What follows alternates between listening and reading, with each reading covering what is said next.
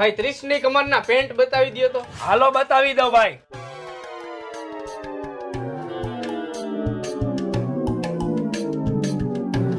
જોવો ભાઈ. હજી બીજા બતાવો.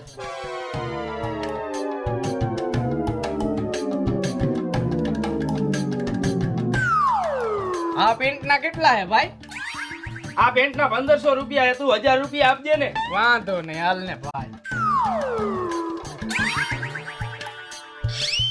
રાયલા નીલા, તું અહીંયા? કા ભાઈ ભાવેશ, તું અહીંયા? અરે નીલિયા, હું તો અહીંયા પેન્ટ લેવા આવ્યો હતો, પણ તું શું લેવા આવ્યો? અરે મારા કલેજે આપણી જ દુકાન હે આ. એવું હે એમ ને?